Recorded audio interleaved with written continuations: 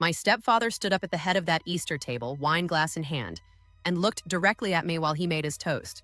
Not to me, at me, like I was a portrait on the wall he'd decided to acknowledge. He said, "To the family I built from nothing, the one that matters." And then he smiled at my half-sister Renee the way drought-cracked earth smiles when rain finally comes. Not a drop of that warmth touched my side of the table.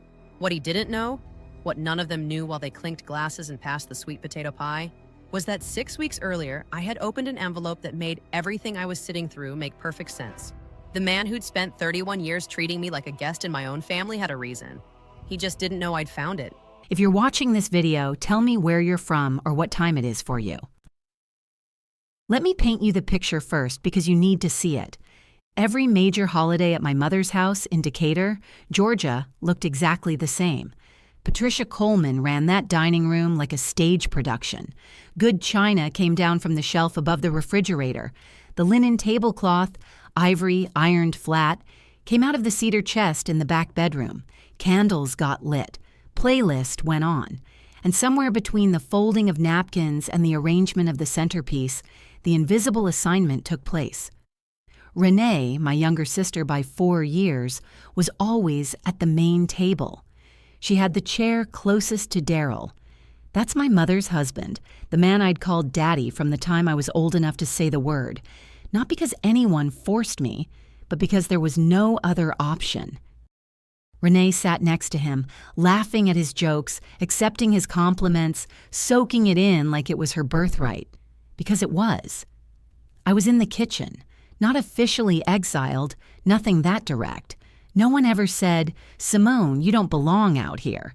They didn't need to. It was just understood, the way certain things get understood in families that don't discuss themselves honestly. My mother would tap my shoulder on her way past.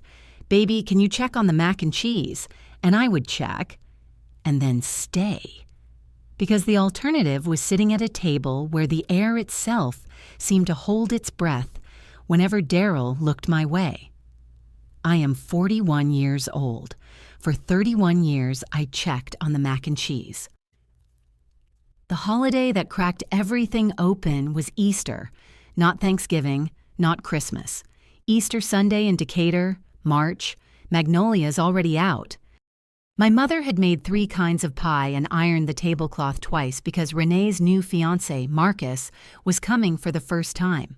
Daryl stood up with his sweet tea. He didn't drink wine, never did.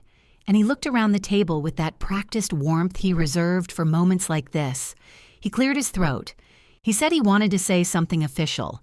I want Marcus to understand what kind of family he's marrying into. This right here. Renee, her mother, this house, the life we built, this is what Coleman means. This is the real thing, real blood, real roots, real love. He touched Renee's shoulder. My daughter, my pride, my own. Everything I am is in her. Renee looked up at him the way daughters look at their fathers when they've been told their whole lives that they're the favorite. Not grateful, exactly. Just settled, like of course. I was standing in the kitchen doorway with a dish towel over my shoulder. Nobody looked at me when he said it.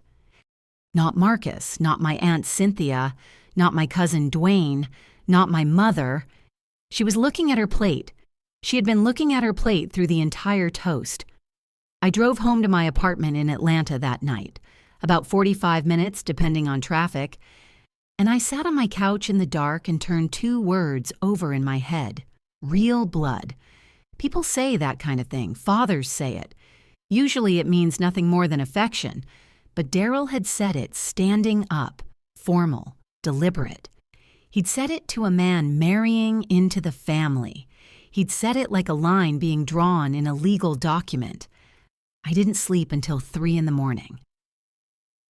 I want to be clear about one thing. I did not go looking to blow up my family. What I went looking for was my own medical history. 6 months before that Easter, I had a routine checkup that came back with something irregular. My primary care doctor, Osei, found elevated markers she said could point toward a genetic clotting condition. Nothing definitive, but she needed to know about family history. My father's side specifically. I called my mother. Mom, does anyone in the family have blood clotting issues? On Daddy's side? The silence was exactly 4 seconds long.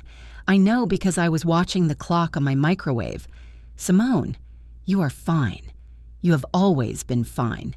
Don't go borrowing trouble from the doctor. Mom, I need to know for medical reasons. Her voice went flat. Daryl's family is healthy. Don't ask me about this again. She didn't hang up. She just went quiet in a way that made the line feel dead. I filled the silence with thank you and put my phone in my pocket and went back to work. That night, I told my coworker Denise. Denise Okafor, 47, natural hair, 0 patience for people who avoid the obvious. She manages the community outreach division at the nonprofit where we both work, and she has this way of saying, the thing no one else will say. That can feel like a blessing or a surgery depending on the day. She handed me her coffee without me asking. Get the DNA test, Simone. If she won't give you the health history, the test will. It'll flag genetic risks and give you a whole picture she doesn't want you to have. I ordered the kit that same week. 2 months later, a Tuesday, I was in the parking lot of our office eating leftover jollof rice from a container when my phone buzzed with the email. Your DNA results are ready. I clicked through. I read the first screen. I read it again. Then I sat in that car for 22 minutes with the engine running and jollof rice going cold on my lap. Daryl Coleman was not my biological father, not even close. No match. Not a cousin, not a distant relative, not a genetic whisper of connection anywhere on the Afton side of his family. Instead, at the top of my match list, one name above every other. Calvin Merritt. Probable first-degree relative. I drove back inside the building, locked my office door, and searched the name. White Pages had a Calvin Merritt in Macon, Georgia, which is about 80 miles south of Atlanta. Age 66, retired. A retired electrician.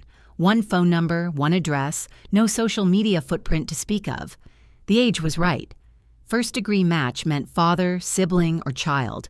Given that he was 66 and I was 41, there was only one direction that math could go. Denise was at my door inside 15 minutes of me texting her. Call your mother first, she said. Give her the chance to explain herself before you contact him. She was right. I called. Mom, who is Calvin Merritt? 3 seconds this time, not 4. Then her voice came through the phone like a cold draft from under a closed door. Simone, I don't know what you've been doing, but you need to stop. You are creating a situation where there is none. My DNA says there's a first degree. Tests get mixed up. Labs make errors. People send in the wrong sample. You are being dramatic. You have always been dramatic, which is why Daryl has such a hard time with you. Mom, I'm not discussing this. Do not bring this to my house. Do not involve Renee. Do not cause me grief over something that is not real. She hung up. I set the phone down and looked at the wall of my office. There was a plaque up there I'd gotten last year, Employee of the Year. Next to it was a photo from a community garden project. About 60 kids, me in the middle, all of us mud-stained and grinning. My mother had just told me I was being dramatic, but you don't talk like that. That rehearsed, that cold, that fast, about something that isn't real. That same night, past midnight, I went to my closet where I kept a box of old things my mother had pressed into my hands years ago when she was cleaning out her storage unit. Yearbooks, baby photos, birthday cards, a child's version of an inheritance. I went through the whole box. Halfway down, behind a packet of Christmas cards from the 90s, I found a photograph I'd never paid real attention to before. Me, maybe 2 years old, sitting on the lap of a man with a wide, easy smile. Not Daryl's compact, careful smile. This one took up his whole face. On the back, in my mother's handwriting, she has very specific looping cursive. She had written S and Cal, Easter 84, S and Cal, Calvin. I sat on my closet floor with that photograph until 4 in the morning. I drove to Macon on a Saturday. 80 miles of Georgia highway, red clay on either side, pine trees coming in close near the exits. I had rehearsed 3 different opening sentences and abandoned all of them by the time I pulled onto his street. It was a modest brick ranch house, a pickup truck in the driveway, flower beds that someone had recently turned over, a flagpole in the yard with a Georgia flag, the one with the state seal snapping in the wind. I knocked. The man who opened the door was 66, built like someone who'd worked with his hands his whole life, broad through the shoulders, silver, close-cropped hair. He looked at me for a long moment without speaking. Then he said, quiet, like he was testing the word in the air, "Simone?" He didn't ask who I was. He didn't ask how I'd found him. He just said my name. He had my same wide-set eyes, the same long jaw, the way I stand when I'm not sure what to do with my hands. Weight shifted right, arms slightly crossed. He brought me inside. His living room had shelving units he'd clearly built himself, solid and level, the kind of craftsmanship that takes patience. On one shelf, a small wooden box, dark-stained, about the size of a bread loaf. He set it on the coffee table between us and opened the lid without preamble. Inside were envelopes, 12 of them, all addressed in block print to Simone Coleman at my mother's Decatur address. Each one stamped in red, "Return to sender." And below that stamp, on every single envelope, my mother's looping cursive. An instruction to the post office that was no instruction at all, just a refusal. 12 years. 12 years of letters sent back. He said, I stopped after the 12th. I thought you'd read them and decided you didn't want contact. He was quiet for a moment. I should have pushed harder. I know that now. He talked for almost 3 hours. I didn't interrupt much. I just let it come. He and my mother had been together for almost 4 years before they married in the summer of 1982. He was an electrician working commercial builds.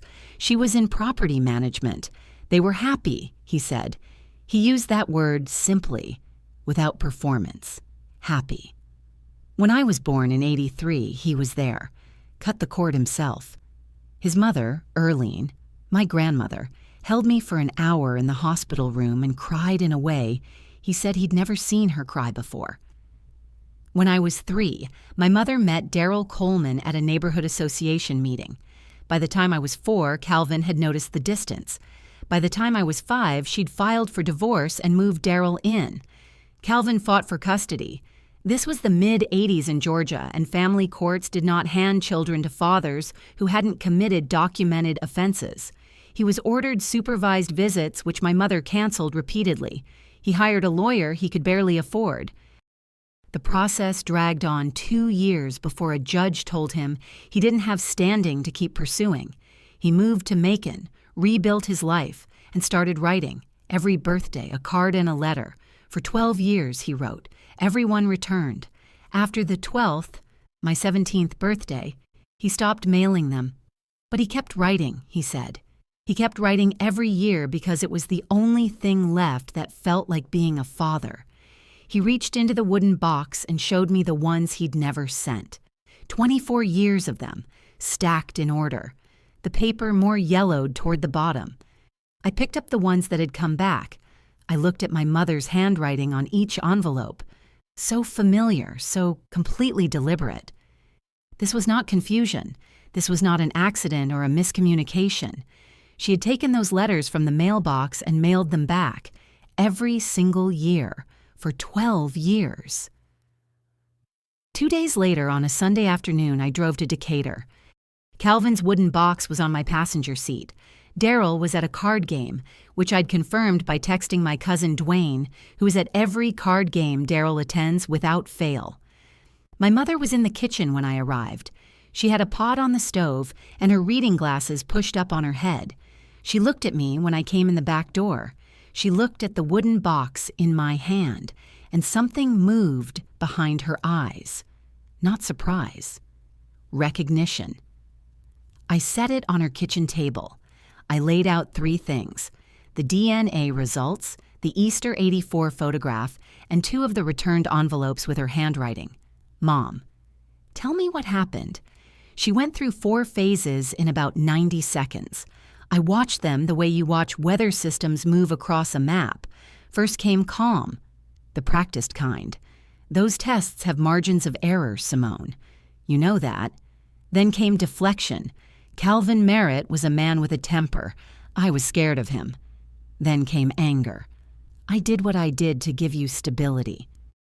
Do you know what your life would have looked like? And then, when none of that moved me, she said, "You bring this to my house again, and I won't have anything to say to you."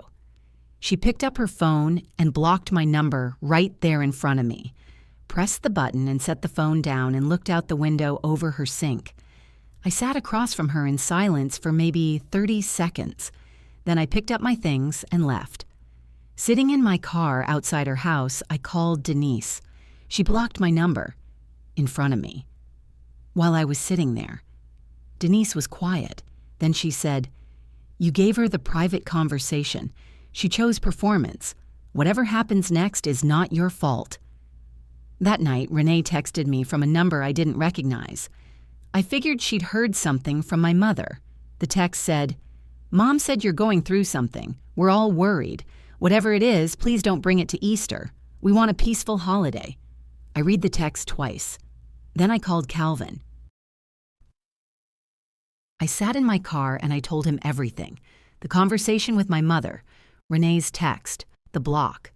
And then I asked him something I hadn't planned to ask. "Calvin, would you be willing to come to Easter dinner with me?" He was quiet on the other end for what felt like a full minute. "Simone, I don't want to cause you more harm. You've already been through. You are not the one who caused harm. The people who hid you from me caused harm. All you did was exist and try to reach me, and they punished both of us for that." Another pause.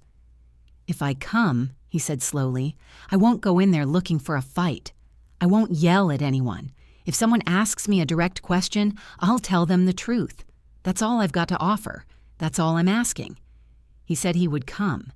He showed up to my apartment the morning of Easter in a dark suit, the jacket a little outdated at the lapels, but pressed and clean. He was holding the wooden box. His shoes were polished. He looked like a man who had been preparing for this for a very long time. We did not speak much on the drive down. At one point, he looked out the passenger window at the Georgia landscape coming green after winter and said quietly, "To nobody in particular, I used to drive past the Decatur exit just to see the sign." I didn't answer. I just drove. My mother's Easter table sat 14. She had her good china out, the white with the gold rim, magnolia branches in a vase, Nat King Cole from a Bluetooth speaker on the kitchen counter, the same playlist I had been hearing since I was 7 years old. There were already 10 people inside when I arrived. Aunt Cynthia, my cousin Dwayne and his wife Keisha, Renee and Marcus, Renee's fiancé, who I'd only met once before, 2 of Daryl's nephews, and Daryl himself, standing at the head of the dining table looking at his phone. My mother came out of the kitchen when she heard the door. She saw me. She started to smile, the automatic one, and then her eyes moved to the man behind me, and the smile stopped assembling itself. She stood there with a serving spoon in her hand, and for one moment she looked like someone trying to remember the last move in a game she thought she'd already won. She recovered fast. She always recovered fast. "Simone, you made it, honey." Her voice was pitched exactly 1 note too high. And, "You brought a guest? I'll introduce him at the table." She caught my arm before I reached the living room. Her grip was light, but her fingers were pressing in. Her whisper was not actually a whisper. "Who is he?" "Say it now." "You already know who he is, Mom. You don't know what you are doing in my house. I gave you 3 weeks to have this conversation privately. You blocked my number. I'm having it here." She let go of my arm. She smoothed the front of her dress. She walked back to the kitchen and refilled her wine glass and came back out to the dining room table like nothing had happened. Her hand was shaking just enough that the wine trembled in the glass if you were paying attention. I was paying attention. Calvin had stayed near the front door. He'd clasped his hands in front of him, wooden box under his arm, and was waiting exactly where I'd told him to wait. Not pushing into the room, not introducing himself, just present, steady.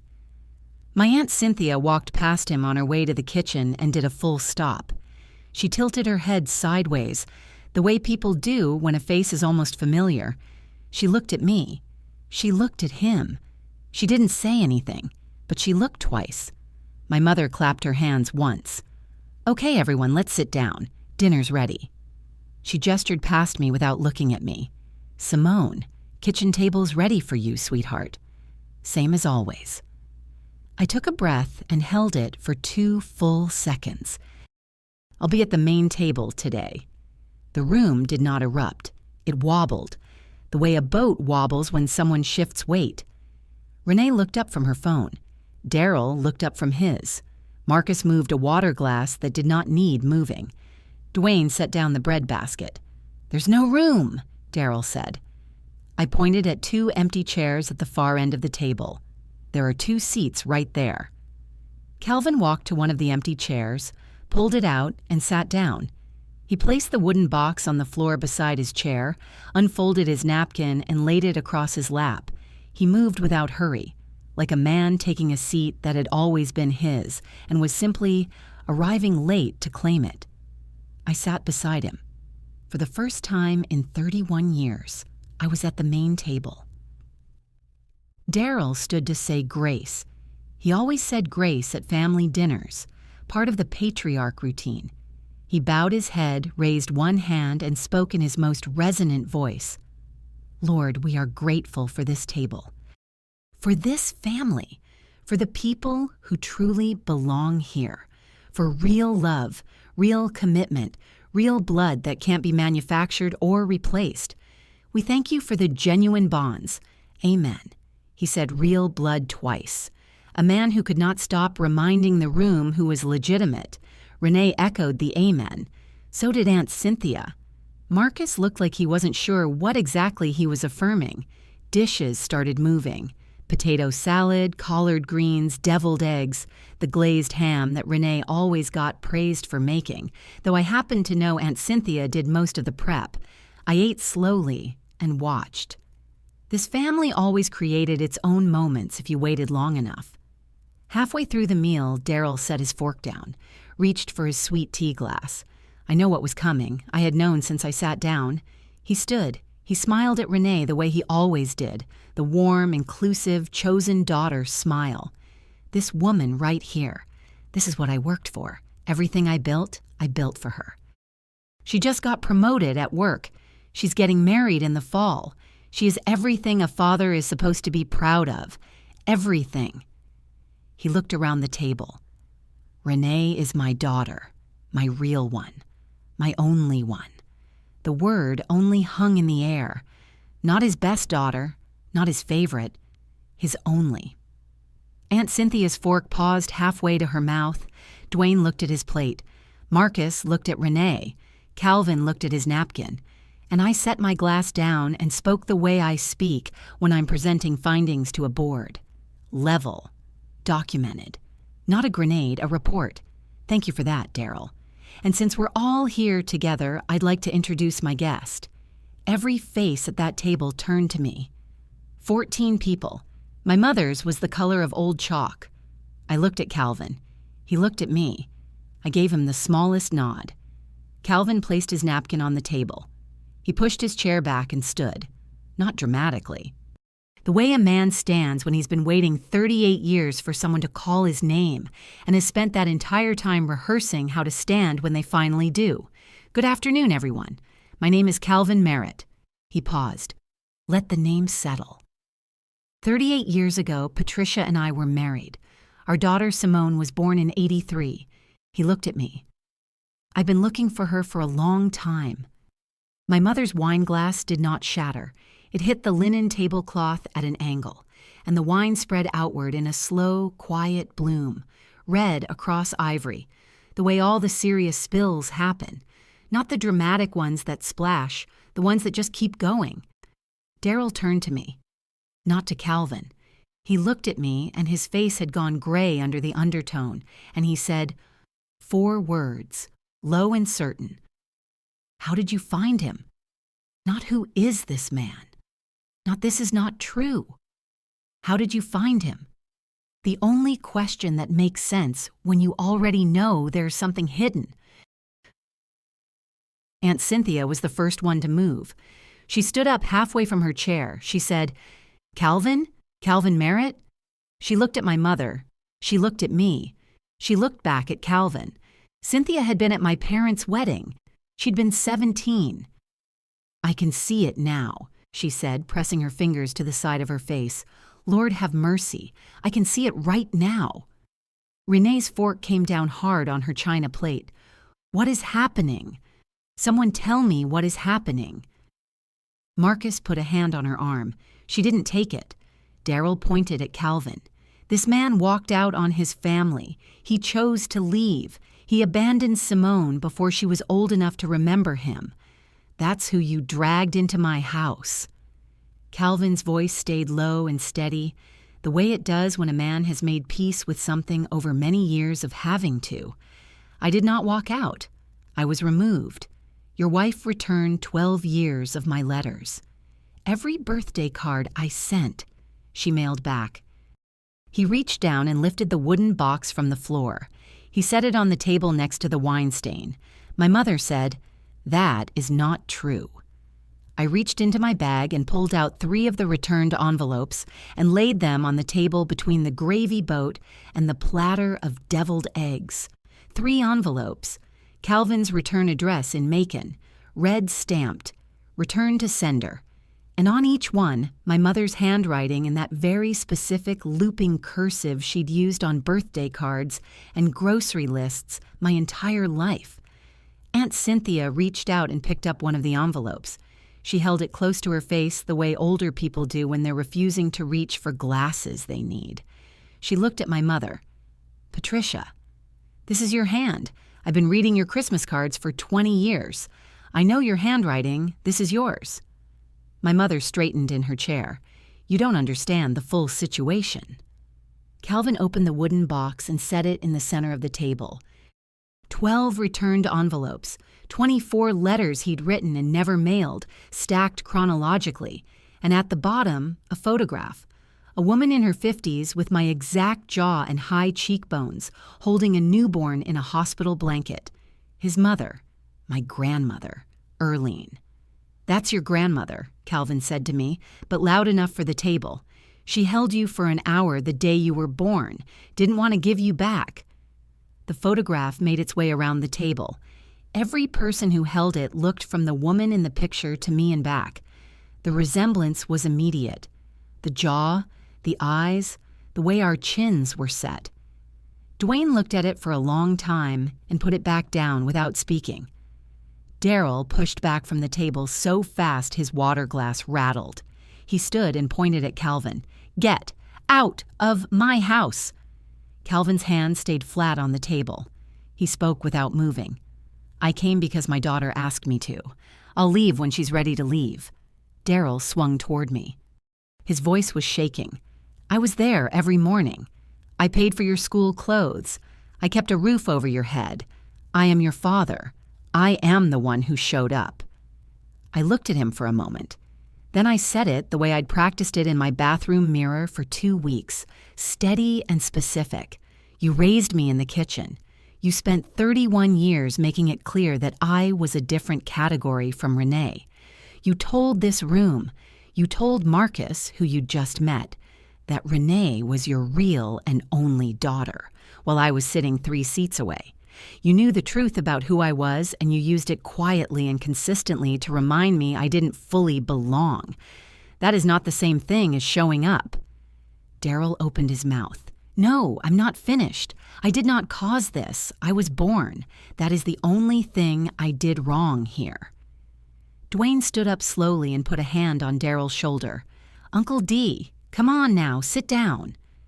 Daryl looked at Dwayne's hand. He looked around the table. At Cynthia, who was still holding one of the envelopes. At Renee, who was staring at the wine stain spreading across the ivory tablecloth. At Marcus, who was very quietly watching the room. Nobody was looking at Daryl the way he needed people to look at him. He sat down. He pushed his plate away. He didn't speak for the rest of the meal. My mother made one more attempt. Her voice cracked at the edges, and she said, "Calvin had a temper. He was unpredictable. I was protecting Simone from an unstable man. I was protecting all of us." Calvin turned to face her. His voice was patient in a way that costs something to maintain for 38 years. There was no court finding of instability, Patricia. No evidence of danger. You filed the petition and withdrew it 6 months later. But by then you'd moved Daryl in and the locks were changed. The only route I had back was the mail, and you returned that too. Aunt Cynthia leaned across the table. "Patricia, why? Just tell me why." My mother's hands dropped to her lap. The tears came, but not the polished ones from 5 minutes ago. These ones were slower, quieter, the kind that come from a place that has been sealed off for a very long time. She said, "I was afraid." Her voice shrank down to something I'd never heard from her before. I was afraid Daryl would leave if Calvin kept coming around. I was afraid of what people would say. That I'd had a marriage before. That I'd cheated. That everything they thought about me and about this family was not what I'd told them. She looked at Daryl. "I told you Calvin didn't want her. I told you he walked away." Daryl stared at the tablecloth. She said, almost to herself, "I lied. 2 words, 38 years of it. The golden daughter, the kitchen table, the returned letters, the quiet system of punishment for a secret I never knew existed. All of it held up by 2 words she'd just said out loud in front of every person who mattered to her. Nobody yelled. Nobody clapped. 2 of the younger cousins were being walked to the living room by Keisha, who'd correctly read the room. Dwayne refilled water glasses because he needed something to do with his hands. And my mother sat at the table she had controlled for 3 decades, finally out of story. Renee had not spoken in several minutes. She had pressed both hands flat on the table, like she was keeping it from tilting. When she finally looked up, her mascara was already moving down the side of her face. She looked at me. She said, "I didn't know. I promise I didn't know why they treated you different. I thought you just—" She stopped, started again. "They told me you were distant, that you made things hard, that you didn't try with the family, and you believed them. I said it without heat. I just said it." She looked at her hands. "Yes, and I benefited from it. I know that. She was right. She had. I didn't argue with her about it. Then she said, 'Dad called me last week. He said if I kept talking to you, he would treat me the way he treated you.'" She looked at me. "I'm still here." I stood when I was ready. Not fast, not for effect. The way you stand when the decision is already made and the only thing left is to do it. I looked around the table. I'm not asking anyone to take a side. That's not what this is. But I need to say something once. I let it sit for a moment. I will not walk into a house where I am treated as the problem. I will not sit at a table where my place in this family depends on someone else's secret staying buried. I'm done doing that. I turned to my mother. "I still love you, Mom." "I do. But I can't love you by pretending." Her chin trembled. She didn't answer. I looked at Calvin. He was watching me the way people watch something they've been hoping to see for a very long time. Quiet. Still. Like he didn't want to move in case it broke the moment. If anyone wants to hear more, and if you want to know Calvin's side or see the letters or just sit with us, you're welcome to come to Macon. His door is open. Aunt Cynthia stood up and came around the table to me. She put her arms around me hard, the way she used to when I was 9, and she would pick me up from school on early release days and take me for ice cream. Then she stepped back and took Calvin's hand in both of hers. "You should have been here the whole time," she said. He said, "Thank you, Cynthia." Dwayne raised his hand from his end of the table. Not a wave, a salute. The kind that means, "I see you." Renee didn't move from her seat. I didn't expect her to. But as I passed the archway of the dining room, her hand shot out and caught mine. She held it for 3 seconds, squeezed once, let go. I didn't look back. The April evening was sharp and clear. We walked to my car and I didn't say anything for a long time. Calvin set the wooden box in the back seat with the care of someone setting down something that has traveled a long way and finally deserves to rest. We drove about 15 minutes in silence. Then he reached into the back and pulled the wooden box into his lap. He lifted the lid and took out an envelope from near the bottom, yellowed. The kind of yellowed that means decades in a drawer. He held it for a moment without opening it. He said, "This is the one I wrote for your 5th birthday." He opened it. The handwriting inside was younger than the hands holding it. Block letters, deliberate, like someone making sure it would be legible even if it took a long time to arrive. "Happy 5th birthday, Simone. Your daddy misses you every single day. I'm not going anywhere. Love, Dad." I pulled onto the shoulder. I put the car in park. I pressed my forehead against the steering wheel. I cried the kind that comes from somewhere you didn't know you'd been carrying until the weight lifts. Not pretty crying. Not the kind you manage in front of people. The kind where your whole chest has to participate. Calvin put his hand on my shoulder. Heavy, warm. He didn't say anything. He didn't try to fix it or rush it. He just kept his hand there. After a while, I sat up, wiped my face, looked at him in the low evening light, my grandmother Erline's jaw on his face. "I'm 41, I said, "and that's the first time my dad has said that to me." He nodded. "It's the first time I've gotten to." We sat on the shoulder of that Georgia highway and watched the sun go down over the pine trees. The silence didn't hurt this time. For the first time in a long time, silence just meant 2 people sitting together without needing to explain themselves. The fallout came in pieces, the way the truth always does, not in a single wave. Aunt Cynthia called me Monday morning. She'd been on the phone since Sunday night. Most of the family believed me, she said.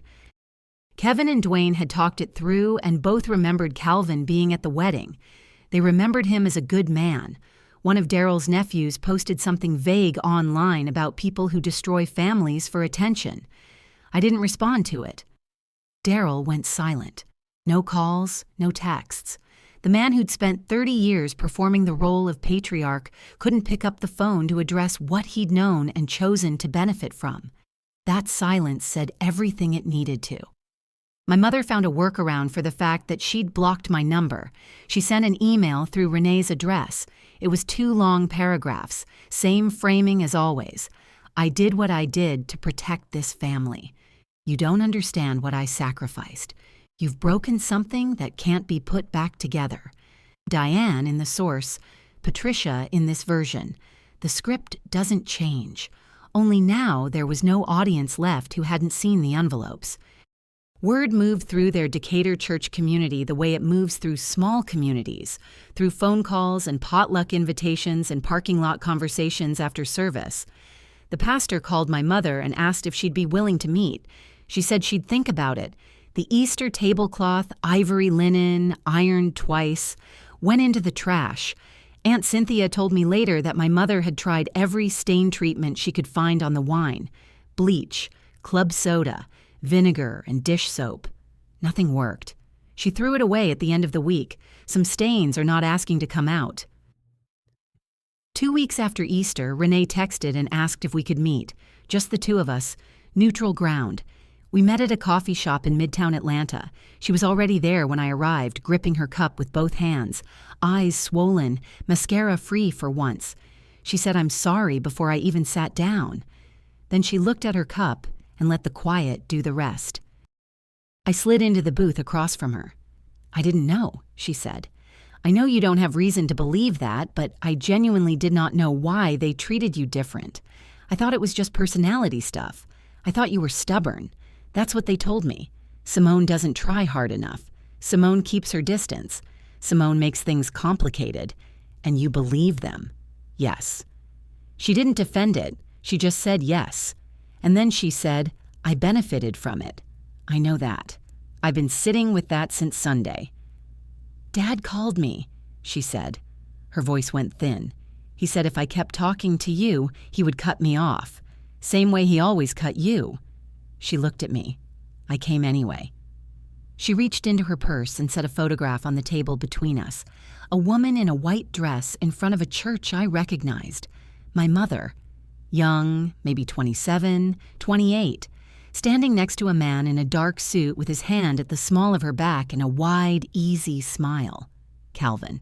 Their wedding day. "I found this in her attic 2 years ago," Renee said. "I asked her about it, and she said it was an old friend. She laughed once, short and without humor. I wanted to believe her. I shouldn't have. She slid the photo toward me. I picked it up. My mother looked happy in it. Calvin looked proud.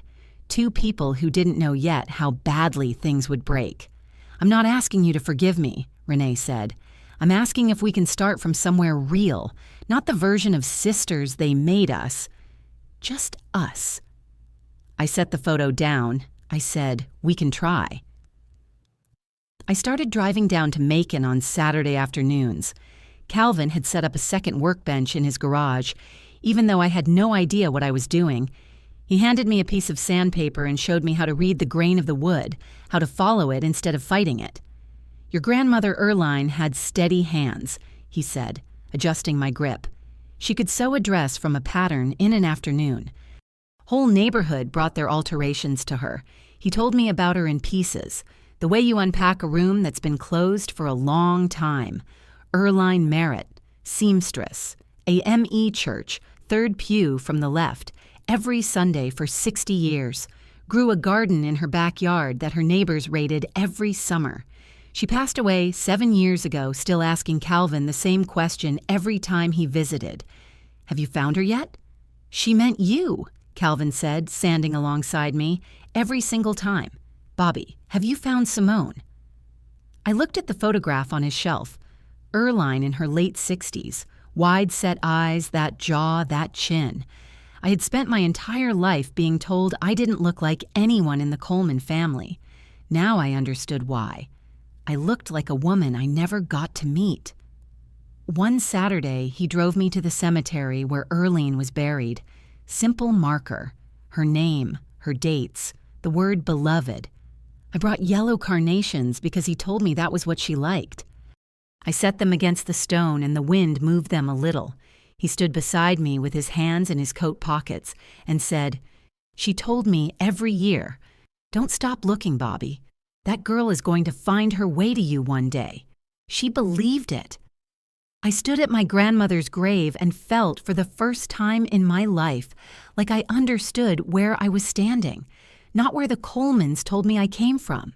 From here, from her, from him. From the grandmother who held me for an hour the day I was born and cried the whole time. 5 weeks after Easter, Aunt Cynthia hosted Christmas for the first time in 20 years. She did not consult Daryl about the menu. She did not ask my mother to coordinate. When my mother called about the schedule, Cynthia said simply, "Dinner's at 5. You're welcome to come. You're welcome, not you're expected." 1 word of difference, but my mother heard it. Daryl didn't come. He stayed home. Nobody called to check. Dwayne and Keisha came to Cynthia's. 2 of the younger cousins did the same. Marcus came, which surprised me. He pulled me aside when I arrived and said, "For what it's worth, I think what you did took courage." He didn't say much else. He didn't need to. Renee came to Cynthia's for Christmas dinner and then drove down to Macon with me afterward. She brought peach pie. Calvin brewed coffee. I watched my sister sit in my father's living room and look at the furniture he'd built, the shelves level and solid, the chairs smooth and well-made. She said, "This is a nice place." Calvin said, "Thank you for coming, Renee." She nodded. She wasn't ready for more than that. Neither was he. But they were in the same room, which was more than anyone would have predicted 2 months earlier. After Renee left, Calvin asked me to sit. He reached up to the top shelf above his refrigerator and brought down a plain envelope. My name on the front in his block print. No stamp, no address. He set it on the table and slid it toward me. I wrote you one every year, he said. The last 12 I stopped mailing, but I never stopped writing. This is from your 41st birthday, last spring. He paused. I was going to put it with the others. He looked at me. But this year, I don't have to.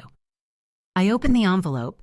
Inside was a card, not store-bought, folded from cardstock, the kind of fold that takes precision and patience.